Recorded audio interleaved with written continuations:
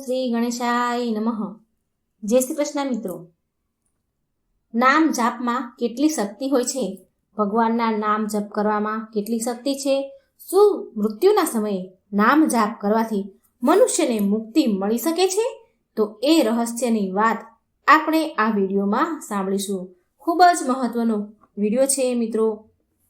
ગુરુ અને શિષ્યનો પણ વિડીયો છે. ગુરુ પૂર્ણિમાના દિવસે પણ તમે મિત્રો જરૂર સાંભળજો, અને આમ બી કોઈ પણ દિવસે સાંભળો તો આ વિડીયો ઘણો જ ઉપયોગી છે. ઓમ નમો ભગવતે વાસુદેવાય. ઓમ નમઃ શિવાય. જો મિત્રો મારો વિડીયો સારો લાગે તો લાઈક કરજો, શેર કરજો અને આ ચેનલને સબસ્ક્રાઈબ કરવાનું ભૂલશો નહીં, જેથી કરીને તમને આવી રસપ્રદ વાર્તાઓ, જ્ઞાન આપે, શીખ આપે એવી વાર્તાઓ તમારા સુધી પહોંચે. ઓમ નમો ભગવતે વાસુદેવાય. ઓમ નમઃ શિવાય. શું અંતિમ સમયે મૃત્યુની ઘડીમાં નામ જાપ કરવાથી મનુષ્ય મુક્ત થઈ શકે છે? મિત્રો, કહેવાય છે કે નામ જાપથી વધારે આ દુનિયામાં બીજી કોઈ સાધના નથી. સંઘર્ષ અને ચિંતાના આજના સમયમાં ભગવાનના પવિત્ર નામનો જાપ તમારી બધી જ સમસ્યાઓ અને ચિંતાનું સમાધાન કરી શકે છે. શું દરેક નામનો જાપ કરી શકે છે? ભગવાનના કયા નામનો જાપ કરવો? ભગવાનના કોઈ પણ નામનો જાપ કરી શકાય છે કે પછી ગુરુએ આપેલ નામ મંત્ર શ્રેષ્ઠ હોય છે? શું અંતિમ સમયે ભગવાનના નામનો જાપ કરવાથી મનુષ્ય મુક્ત થઈ શકે છે? પ્યારા મિત્રો, નામ જાપ ભક્તિ અને પરમાત્મા પ્રાપ્તિના માર્ગમાં આવવાવાળા બધા જ પ્રશ્નોના ઉત્તર તમને આ વિડીયોમાં સાંભળવા મળશે. કહેવાય છે કે ભગવાનનું નામ બહુ પવિત્ર અને શક્તિશાળી હોય છે. રોજ રોજ નામ જપ કરવાથી વ્યક્તિના બધા જ દુઃખ જીવનના ખતમ થઈ જાય છે અને તેની સંસારમાંથી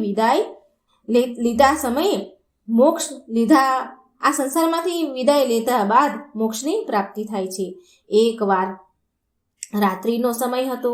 મહાત્મા સંત શ્યામદાસજી ભગવાનના નામનો જાપ કરતા કરતા એમની મસ્તીમાં, એમની ધૂનમાં ચાલ્યા જતા હતા. એ સમયે તે એક ઘનઘોર જંગલમાંથી પસાર થઈ રહ્યા હતા. વિરક્ત હોવાના કારણે મહાત્માજી એક જ ધારા લગાતાર દેશ ફરતા રહેતા હતા. એ ક્યારેય પણ કોઈ પણ એક જગ્યા પર વધારે સમય રોકાતા નહીં. એ ભગવાનના નામના પ્રેમી હતા. દિવસ રાત એ એમના મુખથી ભગવાનના નામનો જપ કર્યા કરતા હતા. સ્વયં એ અજપા જપ કરતા હતા અને બીજાને પણ એ માર્ગ પર ચાલવાનું કહેતા હતા. બીજાને માર્ગ પણ સારો રસ્તો બતાવતા હતા. તે ચાલતા ચાલતા રસ્તો ભૂલી ગયા અને ચાલતા જતા હતા એમ કહીને કે જ્યાં મને ભગવાન લઈ જશે ત્યાં જઈશ. દૂર અંધારામાં જંગલમાં બહુ બધા દીવા જગતા હતા. દીપમાળાઓ પ્રકાશિત હતી. તો તે મહાત્માજીએ એ દિશામાં એ ચાલવા લાગ્યા અને નજીક પહોંચીને એણે જોયું કે એક વડના ઝાડ પાસે અનેક પ્રકારના વાજિંત્રો વાગી રહ્યા છે. નાચ ગાવાનું ચાલી રહ્યું છે.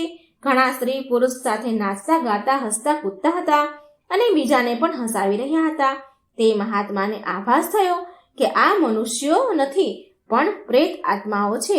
શ્યામદાસજીને જોઈને એક પ્રેતે તેનો હાથ પકડ્યો અને કહ્યું કે અરે મનુષ્ય, અમારા રાજા તમને બોલાવી રહ્યા છે, ચાલો મારી સાથે.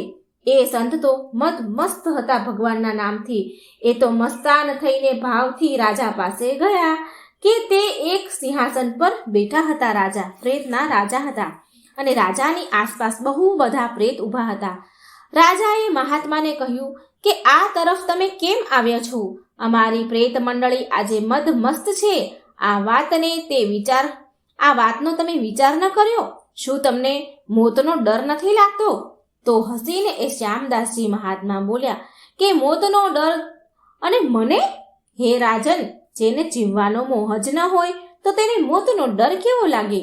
અમે સાધુ લોકો તો મોતને આનંદનો વિષય માનીએ છીએ. આ તો માત્ર દેહ પરિવર્તન હોય છે, જે પ્રારબ્ધ વિના કોઈનાથી નથી સહી શકતું. તો પ્રેતરાજ બોલ્યા, શું તમે જાણો છો કે અમે કોણ છીએ?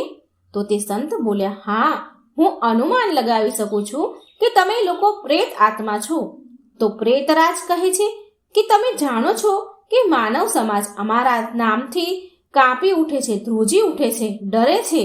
મહાત્માજી બોલ્યા કે પ્રેતરાજ, તમે મને મનુષ્ય ગણવાની ભૂલ ન કરો. અમે જીવતા હોવા છતાં પણ જીવવાની ઈચ્છાથી મુક્ત છીએ, મૃત તુલ્ય છીએ. જો તમે મને જીવિત મનુષ્ય માનો તો પણ તમે મને મારી નથી શકતા, કારણ કે જીવન મરણ તો કર્મોને આધીન હોય છે. શું હું તમને એક પ્રશ્ન પૂછી શકું છું, પ્રેતરાજ?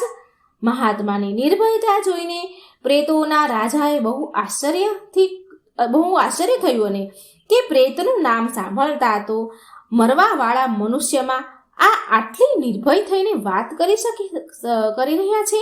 ખરેખર આવા મનુષ્ય સાથે વાત કરવામાં કઈ વાંધો તો નથી. પ્રેતરાજ બોલ્યા, પૂછો પૂછો, શું પૂછવા માંગો છો?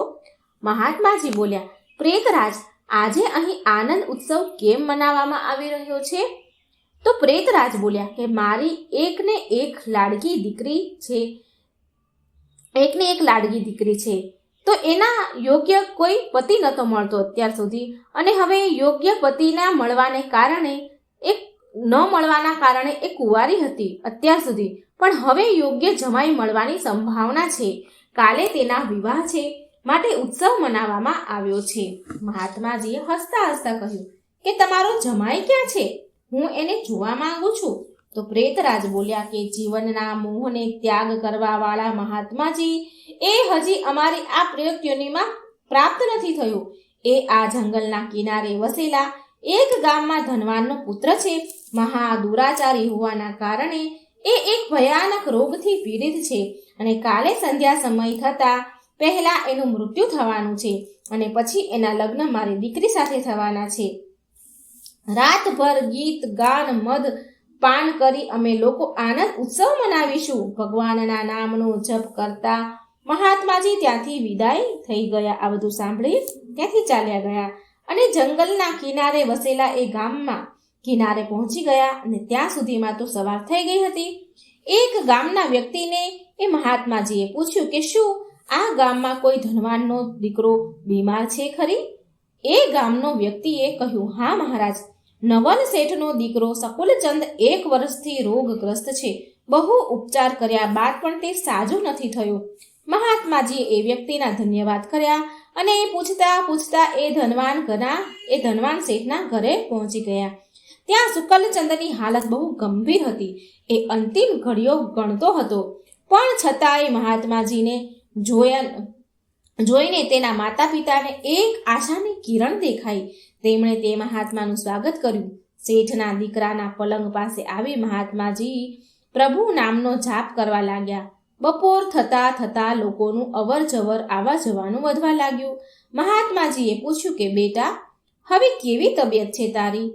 તો એ દીકરાએ, જે બીમાર હતો, જે શેઠનો દીકરો, એણે એની આંખો ખોલી અને સામે આ પ્રતાપી સંતને જોયા તો રડી પડ્યો, બહુ રડવા લાગ્યો અને બોલ્યો, મહારાજ, શું તમે મારો અંત સુધારવા માટે પધાર્યા છો? મેં મારા જીવનમાં બહુ જ પાપ કર્યા છે. ભગવાનના દરબારમાં હું શું મોઢું બતાવીશ? તો પણ મને તમારા જેવા સંતના દર્શન થયા છે. આ મારા માટે બહુ શુભ સંકેત છે. આટલું કહેતા જ તેને શ્વાસ ફૂલવા લાગ્યો અને તે ખાસવા લાગ્યો. મહાત્મા બોલ્યા, બેટા, નિરાશ ન થા. ભગવાનનું નામ તો પતિત પાવન છે. તારી આ અંતિમ ઘડી છે. તારે કાળથી ડરવાની કોઈ જરૂરત નથી. શાંતિથી તું તારા તમામ ચિત્તવૃત્તિઓને તું શાંત કર. તારો ચિત્તવૃત્તિઓનો વેગ રોકીને ભગવાનના નામના જાપ કરવા લાગ. તારું મન લગાવ ભગવાનના નામના જાપ કરવા લાગ. કેમ કે ભગવાનનું નામ બ્રહ્મ હત્યા આદિ મહાપાપનો નાશ કરવામાં સમર્થ છે. મહાત્માજીએ સકુલચંદના કાનમાં ભગવાનના નામનું ઉચ્ચારણ કર્યું. દિવસ ઢળતાની સાથે તેની બીમારી વધવા લાગી. વૈદ હકીમને બોલાવ્યા. ભસ્મ વગેરે કિંમતી ઔષધિઓ દેવામાં આવી, પરંતુ અંતિમ સમય આવી ગયો એ જાણીને મહાત્માજીએ થોડા નીચે ઝૂકીને નમીને તેના કાનમાં ફરીથી ભગવાનનું નામ લેવાનું યાદ અપાવ્યું. ભગવાનના નામનું ઉચ્ચારણ કરતા જ સકુલચંદના પ્રાણ પંખેરું ઉડી ગયા. લોકોએ રડવા ધોવાનું શરૂ કરી દીધું. શમશાન યાત્રાની તૈયારી થવા લાગી અને થોડી વારમાં મોકો જોઈ પછી એ મહાત્માજી ત્યાંથી ચાલી નીકળ્યા. નદીના તટ ઉપર આવીને સ્નાન ધ્યાન કરીને ભગવાનના નામનું સ્મરણ કરતા કરતા એ ત્યાંથી રવાના થયા. સંધ્યા વેળા થઈ ગઈ હતી. એ મધ્યરાત્રિના સમયે જંગલમાંથી ફરીથી એ સમયે વડના ઝાડ નીચે જઈને પહોંચ્યા, જ્યાં એ આગલી રાતે પહોંચ્યા હતા, જ્યાં પ્રેત સમાજ ઉપસ્થિત હતો. પ્રેતરાજ સિંહાસન પર હતાશ થઈને બેઠા હતા. આજે ગીત, નૃત્ય, હસી મજાક કંઈ જ હતું નહીં. ચારે બાજુ કરુણ રુદન થઈ રહ્યું હતું. બધા જ પ્રેત રડી રહ્યા હતા. મહાત્માજીએ પૂછ્યું કે પ્રેતરાજ, કાલે તો અહીં બહુ આનંદ ઉત્સવ મનાવાઈ રહ્યો હતો, પણ આજે શોક ફેલાયેલો છે. શું કંઈ અહીં થઈ ગયું છે કે શું? તો પ્રેતરાજ બોલ્યા, હા ભાઈ, માટે જ અમે બધા રડી રહ્યા છીએ. અમારું તો સત્યનાશ થઈ ગયું છે. મારી દીકરીના આજે વિવાહ થવાના હતા, હવે એ કુંવારી જ રહેશે. તો મહાત્માજીએ પૂછ્યું કે પ્રેતરાજ, તમારો જમાઈ તો આજે મરી ગયો છે, તો પછી તમારી દીકરી કુંવારી કેમ રહે? પ્રેતરાજ ચીડાઈને ગુસ્સે થઈને કહ્યું કે આ બધું તમારા કારણે થયું છે મહાત્માજી. હું જ મૂર્ખ હતો કે જે મેં તમને કાલે બધું જ કહી દીધું સાચું. તમે જ અમારું સત્યનાશ કર્યું છે. તો મહાત્માજીએ નમ્રતાપૂર્વક કહ્યું કે હે પ્રેતરાજ, મેં તમારું અહિત કર્યું? કેવી રીતે? મને કંઈ સમજાયું નહીં. મને મારી ભૂલ કહો તો હું ફરી એવું નહીં કરું. પ્રેતરાજે બળતા હૃદયથી દુઃખી થઈને કહ્યું કે અહીંથી જઈને તમે એ શકુલચંદને, જે મારો જમાઈ બનવાનો હતો, એ શકુલચંદને ભગવાનનું નામ સ્મરણ કરવાનો માર્ગ બતાવ્યો અને અંત સમયે પણ એને ભગવાનનું નામ લેવડાવ્યું તમે. આનાથી તેનો ઉદ્ધાર થઈ ગયો અને મારી દીકરી તો કુંવારી જ રહી ગઈ. મહાત્માજી બોલ્યા, શું માત્ર એક વાર નામ જપવાથી એ પ્રેત યોનિથી છૂટી ગયો? શું તમે સાચું કહી રહ્યા છો પ્રેતરાજ? પ્રેતરાજ બોલ્યા, હા ભાઈ, જે મનુષ્ય અંત સમયે ભગવાનના નામનો જાપ કરે છે એ નામ જપના પ્રતાપથી અમારી પ્રેત યોનિને પ્રાપ્ત નથી થતો. અને આ વાત સાચી છે કે ભગવાનના નામ જાપમાં નર ઉદ્ધાર કરવાની શક્તિ હોય છે. ભગવાન મનુષ્યના ઉદ્ધારની શક્તિ હોય છે નામ જાપમાં. ભગવાનના નામ જાપનો આટલો મોટો પ્રભાવ છે. ભગવાનનો આવો પ્રભાવ સાંભળીને મહાત્માજી પ્રેમના આંસુ સારતા ત્યાં જ ભાવ સમાધિમાં લીન થઈ ગયા અને એની આંખો ત્યારે ખુલી જ્યારે ત્યાં પ્રેત સમાજ હાજર ન હતો. સૂર્યની સોનેરી કિરણો વડના ઝાડને સુંદર શોભા આપી રહી હતી. મહાત્માજીના વડના ઝાડ નીચે ભગવાનના નામ જપ કરવાથી એ બધી જ પ્રેત આત્માઓને મુક્તિ મળી ગઈ હતી. મહાત્માજી ત્યાંથી ઊભા થઈ ગયા અને ભગવાનનું સ્મરણ કરતા કરતા તેમના રસ્તે ચાલવા લાગ્યા. કહેવાય છે કે નામ જપ કરવાથી અભિમાન, લાલચ, વાસના, ક્રોધ અને દ્વેષ જેવી ભાવનાનો અંત થઈ જાય છે. મિત્રો, ભગવાનના નામ જાપથી મોટી કોઈ સાધના નથી. તમે જે પણ કામ કરતા હોય, રૂટિનમાં રોજે તમે જે પણ કામ કરો છો, તો તે કામ કરતા કરતા ભગવાનના નામનું રટણ કરતા રહો. આમાં કઈ ભૂલ નથી. ભૂલ ન કરો. બસ હું આ પોકારીને કહી રહી છું કે ભગવાનનું નામ જપતા રહો અને આ ભવસાગરથી પાર ઉતારવાનું આ સૌથી સરળ માધ્યમ છે. ધ્યાન અને ધ્યાનનો આધાર છે. ભગવાનના નામ જપ ચાલતા ફરતા પરમાત્મા છે. ધ્યાન દિવસમાં થાય તો કરવું, પણ ભગવાનનું નામ દિવસના કોઈ પણ કાર્ય કરતા હોય ત્યારે એ નામ જાપ જરૂર કરવા. નામ જાપનો મહિમા અતુલ્ય છે. નામ જપ ઈશ્વર શક્તિનો આહાર છે. જેવી રીતે આપણે મહેમાનોને પ્રસન્ન કરવા માટે સ્વાદિષ્ટ પકવાન ભોજન પીરસીએ છીએ, એવી જ રીતે ઈશ્વરને રીઝવવા માટે એકાગ્રચિત થઈને શ્રદ્ધાભાવથી લય તાલ યુક્ત કરેલું નામ જાપ સૌથી શ્રેષ્ઠ આધ્યાત્મિક ભગવાનનું ભોજન છે. મિત્રો, નામ જપ મોક્ષને પ્રદાન કરવા વાળું છે. બહુ ભાગ્યશાળી છે એ લોકો જેને સાચા સંતને શોધી લીધા છે, ગુરુ સેવા અને ગુરુ મંત્ર જેવા ધનને ભેગું કર્યું છે, જેને કોઈ પણ છીનવી નથી શકતું. મારી ઈશ્વરથી આ જ પ્રાર્થના છે કે તમને બધાને પણ એ ધન મળે, તમને કથા મળી કે સાચો માર્ગ મળ્યો. અમે તો એ જ ઈચ્છીએ છીએ કે તમને બંને મળે. જો કે કેટલીય પુણ્ય આત્માને મળ્યું છે. બધા જ સંત મહાત્માઓએ આત્મા કલ્યાણ માટે સત્સંગને સર્વોત્તમ માન્યું છે. આમ તો પ્રત્યેક સજ્જનની સંગત લાભદાયક જ હોય છે, પણ જે મહાત્માએ એમના જીવનને પરોપકાર અને ઈશ્વરના ચિંતનમાં લગાવી રાખ્યું છે અને સામાજિક પ્રપંચનો ત્યાગ કર્યો છે, એમના ઉદ્દેશથી સાંભળવા અથવા તેમની પાસે બેસવું તે મનુષ્યના વિચારો અને તેમના વ્યવહારમાં નિર્મળતા લાવે છે. તેમની બુદ્ધિ શુદ્ધ થઈ જાય છે. સત્સંગના પ્રભાવથી જ મનુષ્યને જ્ઞાનની પ્રાપ્તિ થાય છે અને આત્મકલ્યાણનો માર્ગ પણ આગળ વધે છે. આત્મકલ્યાણના માર્ગ પર આગળ વધીએ છીએ. આત્મસુખ અને પરમ શાંતિ માટે સત્સંગ પરમ આવશ્યક છે. તેમના વિના જીવનના કોઈ આનંદ મળતો નથી. આ સત્સંગના પુણ્ય લાભ માટે નર મનુષ્ય દેહને ધારણ કરવા માટે દેવતા ગણ પણ લલચાય છે. મિત્રો, એક સમયની વાત છે. સત્સંગનો કેટલો મોટો પ્રભાવ છે એ સાંભળો. એક સમયની વાત છે. એક બહુ મોટો ચોર હતો. જ્યારે એનો અંત સમય આવ્યો, મરવાનો હતો, તો તેણે તેના દીકરાને બોલાવ્યો અને શિખામણ આપી કે જો તારે ચોરી કરવી છે તો કોઈ મહાત્માના સત્સંગમાં, ગુરુદ્વારા, ધર્મશાળા કે ધર્મસ્થળ પર ક્યારેય ન જતો. આનાથી દૂર જ રહેજે. અને બીજી વાત એ કે જો ક્યારેય ચોરી કરતા પકડાઈ પણ જાને તો એવું ન માનતો કે તે ચોરી કરી છે. ભલે તને ગમે તેટલો માર પડે છતાં પણ સ્વીકારતો નહીં કે તે ચોરી કરી છે. છોકરાએ કહ્યું કે સારું, વચન આપું છું પિતાજી કે હું એવું જ કરીશ. ત્યાર પછી એ ચોર મરી ગયો. પછી એ રોજ રાત્રે, એ ચોરનો દીકરો રોજ રાત્રે ચોરી કરવા લાગ્યો.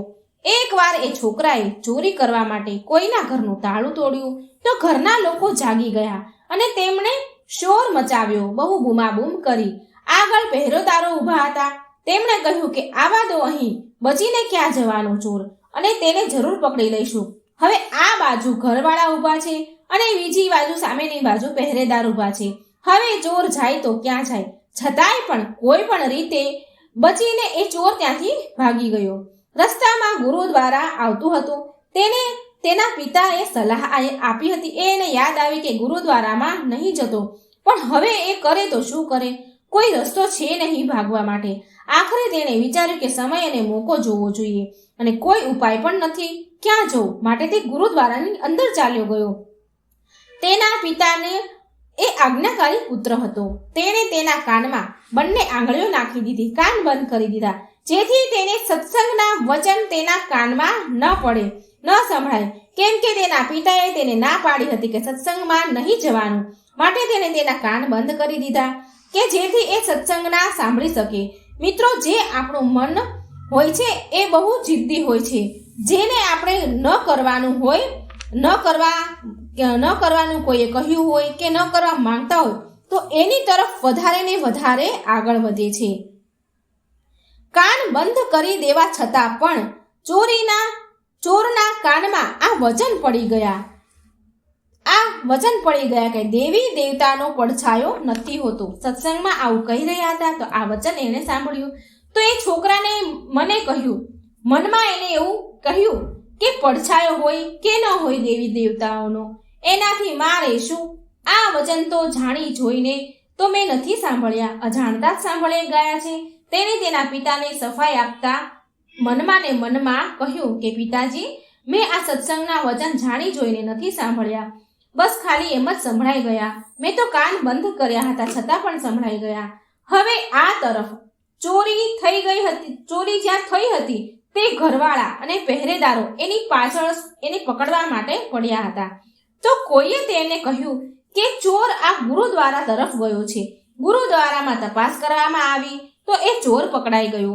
મિત્રો, એ ચોરને પોલીસે ખૂબ જ પીટાઈ કરી, ખૂબ જ માર્યો, પણ તેને સ્વીકાર કર્યો નહીં કે મેં ચોરી કરી છે.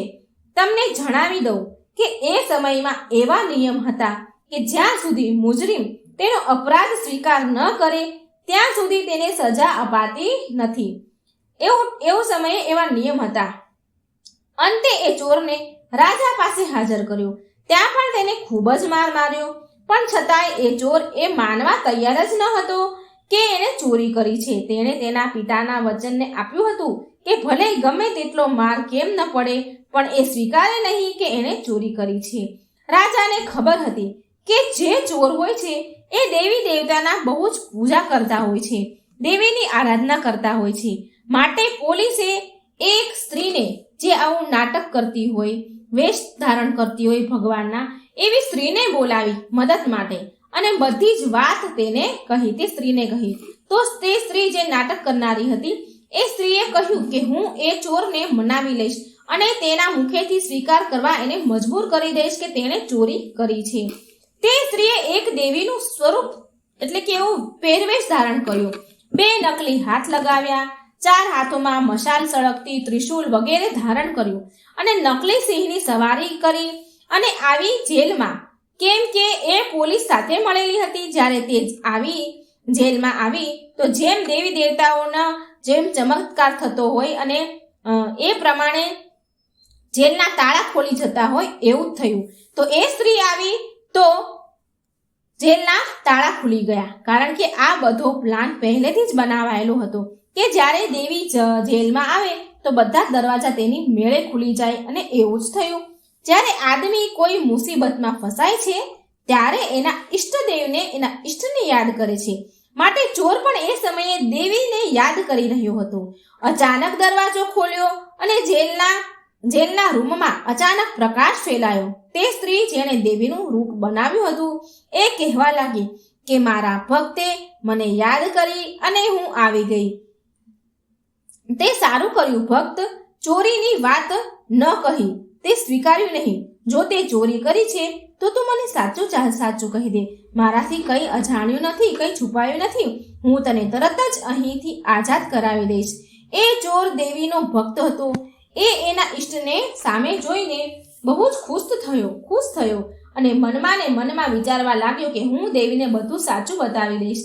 એ કહેવા માટે તૈયાર થઈ જ ગયો હતો અને જ્યાં એ બોલવા જઈ રહ્યો હતો એટલામાં તેની નજર દેવીના પડછાયા ઉપર પડી અને તેને એકદમ જ તે સત્સંગના વચન યાદ આવી ગયા કે દેવી દેવતાઓનો પડછાયો નથી હોતો.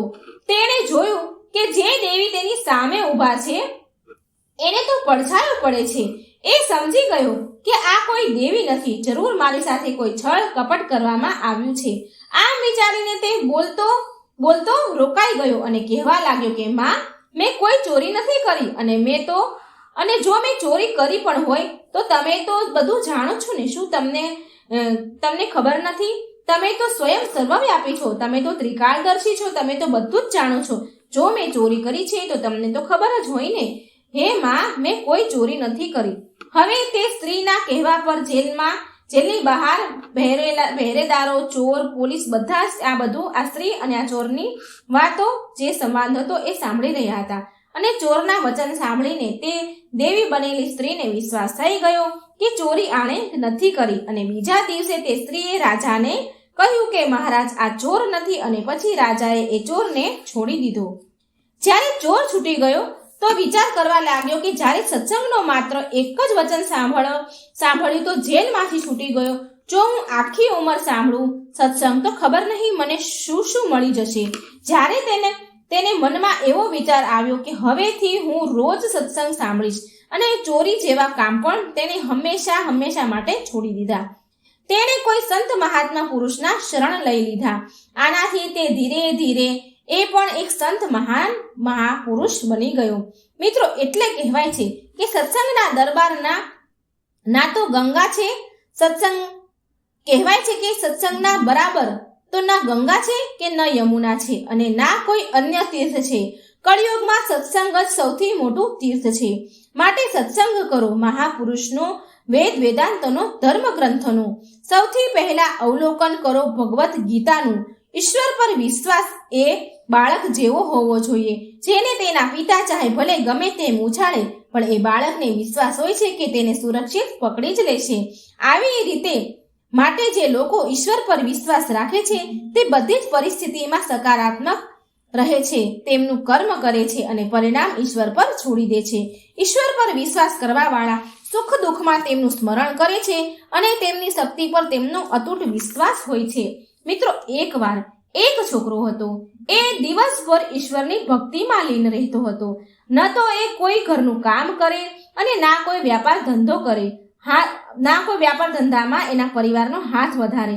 સાધુ સંતોની ખૂબ સેવા કરતો હતો. સાધુ સંત હંમેશા એને આશીર્વાદ આપતા કે તેને જીવનમાં ખૂબ જ પ્રગતિ કરે અને ઈશ્વર પર તેની આસ્થા બની રહે. કોઈ કામ ધંધો ન કરવાના કારણે એનો પરિવાર તેનાથી બહુ દુઃખી, પરેશાન અને કંટાળી ગયો હતો. અને જે નગરમાં તે રહેતો હતો ત્યાંના રાજાને કોઈ સંતાન ન હતું અને સંતાન પ્રાપ્તિ માટે તેણે બહુ ઉપાય કર્યા. તો એકવાર એને કોઈએ કહ્યું કે કોઈ જુવાન છોકરાની બલિ આપશે તો જ એને સંતાન પ્રાપ્ત થશે. હવે રાજાની એ સમસ્યા હતી કે બલિ માટે કોઈ જુવાન ક્યાંથી લાવવું. એણે પૂરા નગરમાં ઢંઢેરો પીટાવ્યો કે જો કોઈ માતા પિતા એના જુવાન પુત્રને બલિ આપવા માટે આપશે તો એને ભરપૂર ધન સંપત્તિ આપવામાં આવશે. જ્યારે આ વાત એ છોકરાના પરિવારવાળાને ખબર પડી તો તેમણે નક્કી કર્યું અને એના પુત્રને રાજા પાસે બલિ ચડાવવા માટે મોકલી દીધો કે આ કોઈ કામનો નથી. આખો દિવસ ઈશ્વરની ભક્તિ અને સાધુ સંતોની સેવામાં લાગ્યો રહે છે.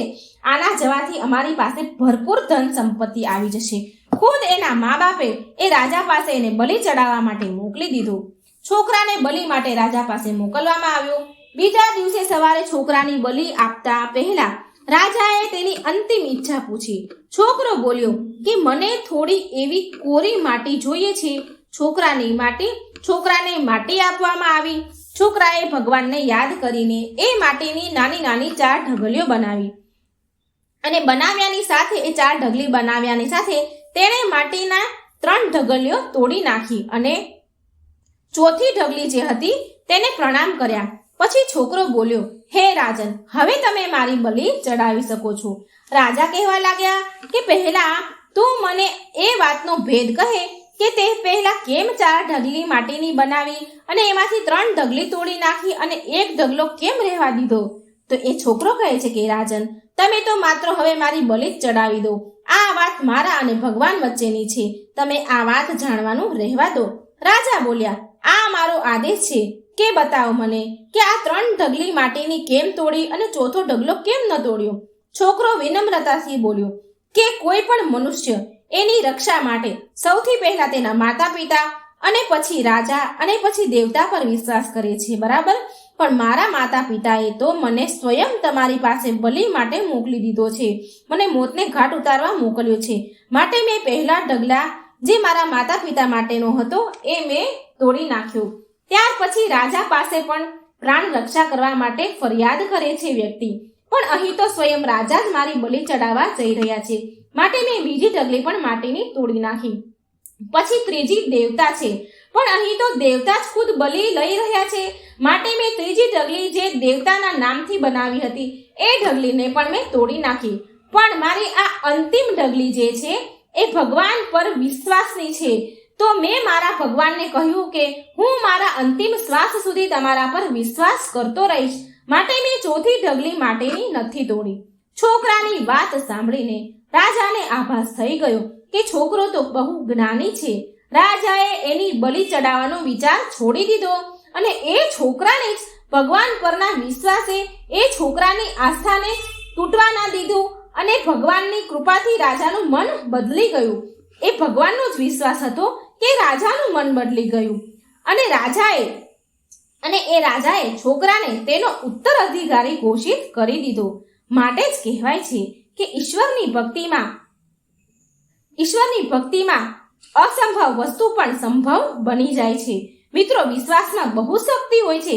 ભગવાન પર કરેલા વિશ્વાસ એના બગડેલા કામોને કઠિન પરિસ્થિતિમાં મદદ કરે છે. મિત્રો, ઘણીવાર આવું આપણી સાથે પણ થાય છે અને યાદ કરજો કે થયું પણ હશે કે જ્યારે આપણને લાગે છે કે હવે કોઈ સમાધાન નથી રહ્યું ત્યારે ભગવાનની કૃપાથી કંઈક એવું થાય છે કે આપણા એ વિચાર કરતા ઉપર હોય છે. આપણે સોચી પણ નથી શકતા અને એવું થઈ જાય છે. જ્યાં ભગવાન પર શ્રદ્ધા અને વિશ્વાસ આત્મા સંતુષ્ટિ અને ઉન્નતિનું કારણ બને છે, ત્યાં અહંકાર, અનીતિ અને અન્યાય વિનાશનું કારણ બને છે. મિત્રો, જે પણ ભગવાન પર શ્રદ્ધા અને વિશ્વાસ રાખે છે, સારા કાર્ય કરે છે, લોકોની મદદ કરે છે, ભજન ધ્યાન ભગવાનનું સ્મરણ કરે છે તો ભગવાન એની મદદ જરૂર કરે છે. મિત્રો, માટે ભગવાન પર વિશ્વાસ વ્યક્તિમાં આશાની કિરણને જગાવતો રહે છે, જેનાથી એ કઠણ પરિસ્થિતિમાં પણ આગળ વધવા માટે લગાતાર કોશિશ કરે છે. વ્યક્તિ ભગવાન પર દ્રઢ વિશ્વાસ રાખી તેના કર્મ કરતો રહે છે અને માટે નકારાત્મક તેના ઉપર ક્યારેય હાવી નથી થતી, કેમ કે તે જાણે છે કે ઈશ્વર બધી જ પરિસ્થિતિમાં તેની સાથે ઊભો છે. એક ઘડી અડધીની પોણી અડધી, તુલસી ચર્ચા રામની કાપે કોટી અપરાધ.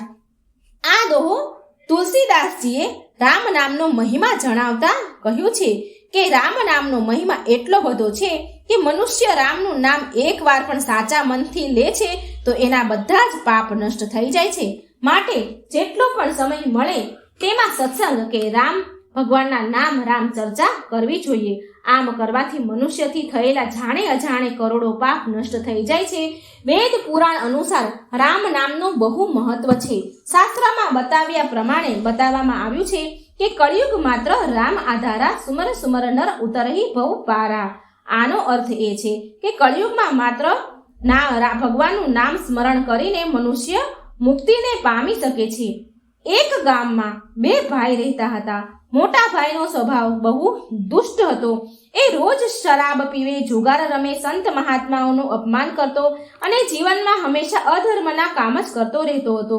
આના વિરુદ્ધ તદ્દન તેનો નાનો ભાઈ બહુ જ સમજદાર સજ્જન સ્વભાવનો હતો. નાનો ભાઈ ભગવત પ્રેમી હતો. એ રોજ ભગવાનની પૂજા, સંત મહાત્માનો આદર સત્કાર, અતિથિનો સેવા, દાન, પુણ્ય જેવા સત્કર્મ કાર્યો હંમેશા કરતો રહેતો હતો. જ્યારે મોટો ભાઈ તેના નાના ભાઈને આ બધું કરતા જુએ તો એ નાના ભાઈને બહુ ગાળો આપે, મારપીટ પણ કરતો હતો. મોટા ભાઈનો આવો સ્વભાવ જોઈને નાના ભાઈ દુઃખી રહેવા લાગ્યો અને ચિંતા કરવા લાગ્યો કે મારો મોટો ભાઈ તો બહુ પાપ કર્યા કરે છે, માટે આ પાપના લીધે મારા મોટા ભાઈને નરકની યાતના ભોગવવી પડી શકે છે. માટે આ વાતને વિચારીને નાનો ભાઈ બહુ જ ચિંતામાં રહેવા લાગ્યો અને તેની સદબુદ્ધિ માટે તે હંમેશા ભગવાનને પ્રાર્થના કરતો હતો. આમ ને આમ એક દિવસ એક સંત એક ગામમાં પહોંચ્યા અને એ સંત 3 દિવસ સુધી એ ગામવાળાઓને પ્રવચન સંભળાવતા રહ્યા. જ્યારે નાના ભાઈને સંતને આવવાની સૂચના મળી ત્યારે એ દોડતો સંત પાસે જઈને એના ચરણોમાં પડી જાય છે. આ જોઈને સંત બોલ્યા કે ઉઠ બેટા, શું થયું? આટલી બધી ચિંતા કેમ છે તને? નાનો ભાઈ સંતને કહે છે કે શું કહું તમને ગુરુદેવ, હું મારા મોટા ભાઈ માટે બહુ હેરાન પરેશાન છું, દુઃખી છું. મારો મોટો ભાઈ હંમેશા ખરાબ કર્મો અને અધર્મના કાર્ય કર્યા કરે છે. મારા મોટા ભાઈના પરલોક ગયા પછી તેના કર્મોના ફળને લઈને મને ચિંતા થાય છે, કેમ કે એણે એટલા બધા ખરાબ કર્મ કર્યા છે કે તેને નરકમાં પણ જગ્યા નહીં મળે. આ સાંભળી સંત બોલ્યા કે તું ચિંતા ના કર, બધું જ સારું થઈ જશે. હું આજની રાતે તારા ઘરે વિશ્રામ કરીશ, બાકી બધું તું ભગવાન પર છોડી દે. નાનો ભાઈ સંતની વાત સાંભળીને બહુ ખુશ થઈ ગયો અને તેના ઘરે જઈને સંતના આદર સત્કાર માટે બધી જ વ્યવસ્થા કરી. આ જોઈને તેનો મોટો ભાઈ બહુ ક્રોધે ભરાયો અને કહે છે અને નાના ભાઈને પૂછે છે કે આ બધું શું થઈ રહ્યું છે? ઘરને આટલું બધું શણગારવામાં કેમ આવી રહ્યું છે? ત્યારે નાનો ભાઈ સંતના આવવાની બધી જ વાત કહે છે. એટલે તેનો મોટો ભાઈ બહુ ગુસ્સો કરે છે અને બોલે છે કે તને ખબર છે ને કે મને આ બધું નથી ગમતું. પૂજા પાઠ, સંત મહાત્માનો સત્સંગ મને બિલકુલ પસંદ નથી. પછી તે આ સંતને કેમ ઘરે બોલાવ્યા? તો નાનો ભાઈ કહે છે કે ભાઈ, હું પૂરા ગામવાળા વચ્ચે સંતને રાત્રે વિશ્રામ માટે આમંત્રિત કરી ચૂક્યો છું. જો આજે હું ના પાડીશ તો ગામમાં તમારી બદનામી થશે. બદનામીની વાત સાંભળતા જ મોટા ભાઈ સંતને રાત્રે વિશ્રામ કરવા દેવા માટે માની ગયા. આ જોઈને નાનો ભાઈ તો ખુશ થઈ ગયો. થોડી વાર પછી સંત ઘરે આવે છે અને સંતને આવતા જોઈને મોટો ભાઈ ચૂપચાપ શરાબ પીને તેના રૂમમાં ચાલ્યો ગયો. આ તરફ નાનો ભાઈ સંતને જોઈને ખુશ થઈ ગયો અને બહુ સારી રીતે સંતનો આદર સત્કાર કર્યો અને ભોજન પણ કરાવ્યું. ભોજન કર્યા બાદ નાના ભાઈ સાથે સંત જોરથી ભજન કરવા લાગ્યા. સંતને જોરથી ભજન કરતા સાંભળીને મોટા ભાઈને બહુ ક્રોધ આવ્યો અને શરાબના નશામાં સંતને અપશબ્દ બોલવા લાગ્યો. આ સાંભળીને સંતને પણ બહુ ગુસ્સો આવ્યો અને એ દુષ્ટ મોટા ભાઈને જમીન પર પછાડ્યો અને પગથી દબાવી રાખ્યો અને બોલ્યા કે દુષ્ટ, રામ રામ બોલ, નહીં તો બહુ મારીશ. દુષ્ટ મોટો ભાઈ કહે છે નહીં બોલું. પછી સંત કહે છે કે તારે બોલવું જ પડશે. તો મોટો ભાઈ બોલ્યો નહીં બોલું. તો સંત ફરી બોલે છે કે શું નહીં બોલે તું? તો એ બોલ્યો, મોટો ભાઈ બોલ્યો, જો મારા પ્રાણ પણ નીકળી જશે ને તો પણ હું રામ રામ નહીં બોલું. ફરી સંત કહે છે શું નહીં બોલે તું? તો ફરી એ દુષ્ટ બોલ્યો, રામ રામ નહીં બોલું, ક્યારેય નહીં બોલું. દુષ્ટ મોટા ભાઈને મુખથી રામ રામ નહીં બોલું આમ બોલીને સાંભળતા તે સંતે તેને છોડી દીધો અને બોલ્યા કે ચાલો તું જેવો પણ છે તોય તું તારા મુખેથી રામ રામ તો બોલ્યો. બેટા, જે તે હમણાં રામ રામનું નામ લીધું છે ને એનું મૂલ્ય ક્યારેય ન લગાવતો કે આ નામ જ તને રામ નામથી મુક્તિ અપાવશે. આમ કહીને સંત ત્યાંથી ચાલ્યા જાય છે. થોડા દિવસ પછી એ દુષ્ટ મોટો ભાઈ રોગથી ગ્રસ્ત થઈને મરી જાય છે. યમરાજાના બે ભયાનક રૂપવાળા દૂત એને લેવા માટે આવે છે, જેને જોઈને તે દુષ્ટ મોટો ભાઈ બહુ ડરી જાય છે. યમના દૂત તેને યમ પાશમાં બાંધી લે છે. ત્યાર પછી તેના પાપ પુણ્યના ખાતા ખોલે છે. યમદૂત જોવે છે કે આ વ્યક્તિએ તો જીવનભર પાપ જ કર્યા છે, પરંતુ જીવનમાં માત્ર એક જ વાર એણે રામનું નામ લીધું છે. યમદૂતે એ દુષ્ટને કહે છે કે અરે પાપી, તે જીવનભર નકરા અધર્મના જ કાર્ય કર્યા છે, પાપ જ કર્યા છે, પણ એકવાર ભૂલેથી તે રામનું નામ લીધું છે. તો બતાવ આનું શું મૂલ્ય લઈશ તું? દુષ્ટ ભાઈને મોટા ભાઈને સંતની વાત યાદ આવી ગઈ કે સંતે કીધું હતું કે રામ નામનું ક્યારેય મૂલ્ય ન લગાવતો. પછી એ દુષ્ટ મોટો ભાઈ યમદૂતને કહે છે કે યમદૂત, આ રામ નામનું મૂલ્ય શું છે? આ સાંભળીને યમદૂત મૂંઝવણમાં પડી ગયા કે એકવાર રામ નામ લેવાનું શું મૂલ્ય હોઈ શકે. યમદૂતને કંઈ સમજાયું નહીં. પછી યમદૂતે યમરાજાને બોલાવ્યા. યમરાજા ત્યાં પહોંચ્યા છે તો યમદૂતે યમરાજાને બધી વાત કહી, પણ યમરાજાને પણ એકવાર રામ નામ લેવાનું મૂલ્ય ખબર ન હતી. આ જોઈને દુષ્ટ આદમી બહુ પ્રસન્ન થઈ જાય છે અને મનમાં સંતને પ્રણામ કરે છે. યમરાજા આનું મૂલ્ય જાણવા માટે એ દુષ્ટ આદમીને ઇન્દ્ર પાસે લઈ જાય છે. યમરાજા ઇન્દ્રલોકમાં જઈને કહે છે, ઇન્દ્રદેવને બધી વાત કહે છે, પણ ઇન્દ્રદેવને પણ એકવાર રામ નામ લેવાનું મૂલ્ય ખબર ન હતી. આ જોઈને યમરાજા વધારે હેરાન થઈ ગયા. ત્યાર પછી યમરાજા આનું મૂલ્ય પૂછવા માટે બ્રહ્માજી પાસે જાય છે. આ જોઈને દુષ્ટની હિંમત વધારે ને વધારે વધી. એ ચાલીને જવાની ના કહે છે અને એના માટે પાલખી મંગાવે છે અને એમાં બેસીને જાય છે. યમરાજા ઇન્દ્ર સહિત બધા લોકો બ્રહ્મલોક બ્રહ્માજી પાસે જાય છે. યમરાજા બ્રહ્મદેવને બધી વાત કહે છે, પણ બ્રહ્મદેવ પણ એકવાર રામ કહેવાનું મૂલ્ય નથી બતાવી શકતા. ત્યાર પછી બધા દેવતા કૈલાસ પર્વત પર બેઠેલા મહાદેવ પાસે જાય છે અને એમને પૂછે છે કે મહાદેવ, તમે તો રાત દિવસ રામનું નામ જપો છો, તો એ કહો કે એકવાર રામનું નામ લેવાનું શું મૂલ્ય છે? મહાદેવ પણ સંકોચમાં પડી ગયા અને બોલ્યા કે હું તો રોજ રામ નામનો જાપ કરું છું, પણ મને ખબર નથી કે આનું એકવાર નામ લેવાનું મૂલ્ય શું છે. પછી ભગવાન શંકર કહે છે કે આનો જવાબ તો માત્ર શ્રી રામ જ આપી શકે છે. ચાલો શ્રી રામ પાસે જઈને પૂછીએ. બધા જ લોકો ભગવાન પાસે અયોધ્યા જાય છે. શ્રી રામ અચાનક બધાને દેવતાઓને એક દુષ્ટ આત્માને પાલખીમાં બેસાડીને ઉઠાવીને લાવતા જુએ છે તો વિચાર કરે છે શ્રી રામ કે આ તો કોઈ બહુ જ પુણ્યશાળી આત્મા લાગે છે, જે તેને બધા જ દેવતાગણ પાલખીમાં સન્માન સાથે ઉઠાવીને લાવી રહ્યા છે. બધા જ દેવતા શ્રી રામજી પાસે આવે છે અને પૂછે છે કે હે પ્રભુ, આ આદમીએ જીવનભર પાપ કર્યા છે, પણ એકવાર ભૂલથી રામનું નામ કહ્યું છે. આ એકવાર રામ લેવાનું મૂલ્ય માંગી રહ્યો છે, પણ અમને બધાને તમારા આ રામ નામનું મૂલ્ય ખબર નથી. ત્યારે શ્રી રામ કહે છે કે આનું મૂલ્ય તો મને પણ ખબર નથી, પણ આનો પ્રભાવ મને નજર સામે દેખાઈ રહ્યો છે કે દુષ્ટ પાપીએ જીવનભર પાપ કર્યા છે, પણ ભૂલથી એકવાર રામ બોલ્યો છે, તો એને બધા જ દેવતા સન્માન સહિત પાલખીમાં બેસાડીને ફરી રહ્યા છો તમે. તો આનાથી વધારે મોટું રામ નામનું પ્રમાણ બીજું શું હોઈ શકે? તો મિત્રો, તમને આ કથાના માધ્યમથી શ્રી રામ નામનું મહત્વ જરૂર સમજાઈ ગયું હશે. જો મિત્રો મારી વાર્તા સારી લાગી હોય તો વિડીયો લાઈક કરજો, શેર કરજો, ભગવાનના નામ જાપ જરૂર કરજો. જય શ્રી કૃષ્ણ. રાધે રાધે. Thank you.